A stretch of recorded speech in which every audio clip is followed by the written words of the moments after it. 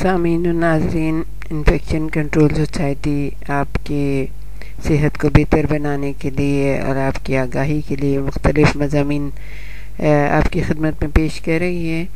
تو آج کل جو مضامین آپ کی خدمت میں پیش کیے جا رہے ہیں اس میں ہم حاملہ خواتین کے بارے میں تذکرہ کر رہے ہیں، اور جو مڈ وائفز ہوتی ہیں ان کے جو ان سے تعلقات ہوتے ہیں حاملہ خواتین سے، اور جس طرح کی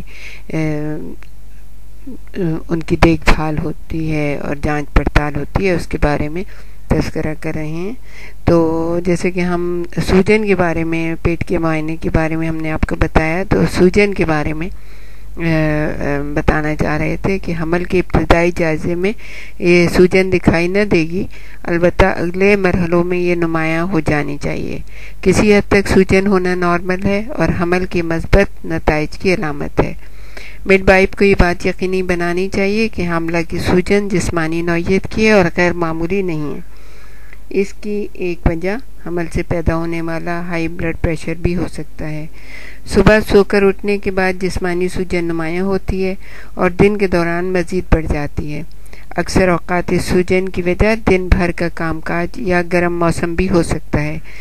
حمل کے بعد کے دنوں میں معائنے کے لیے دورے کرنے کے دوران مڈ وائف کو حاملہ سے پوچھنا چاہیے کہ اس نے جسم پر کوئی سوجن محسوس کی ہے یا نہیں۔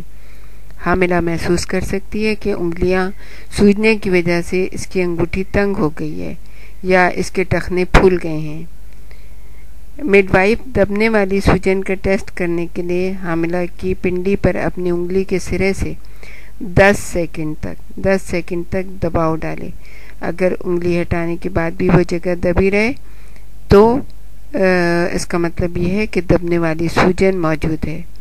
اگر یہ صورت گھٹنوں تک پہنچ جائے تو اس کی اطلاع ڈلیوری کرنے والے عملے کو ضرور پہنچا دی جائے۔ دوسری چیز یہ کہ حمل کے دوران ٹانگوں کی رگیں پھولنے کی شکایت بھی ہو سکتی ہے۔ یہ اندرونی نسوں میں خون جمنے کی ابتدائی علامت بھی بن سکتی ہے۔ حاملہ کے ہر دورے پر مڈ وائف کو اس کی ٹانگوں کا معائنہ کرنا چاہیے اور کسی بھی غیر معمولی صورتحال کی اطلاع ڈاکٹر کو دینی چاہیے۔ ٹانگوں کا مکمل معائنہ کرنے کے لیے اندرونی تنگ کپڑے اور سینڈل اتروا لینے چاہیے۔ بہتر ہوگا کہ حاملہ کھڑی رہے تاکہ ٹانگوں کا اگلا حصہ اور پچھلا حصہ دیکھا جا سکے۔ مڈ وائف کو اس کی ٹانگوں کی رگیں پھولنے کا جائزہ لے اور صورتحال کو اپنے پاس نوٹ کر لے۔ یہ نوٹ کی گئی تفصیل اگلے معائنوں کے دوران موازنے میں مڈ وائف کے کام آئے گی۔ مناسب ہو تو لمبی تنگ جرابیں اسٹاکنگز پہننے کا مشورہ دیا جا سکتا ہے۔ مڈ وائف کو پنڈلی یا سرخ دھبوں کا بھی جائزہ لینا چاہیے۔ یہ پنڈلی کے جو حصے زردی مائل ہوں وہاں خون کی کمی پائی جاتی ہو تو اس کی وجہ نسوں میں خون کا جمنا ہو سکتی ہے۔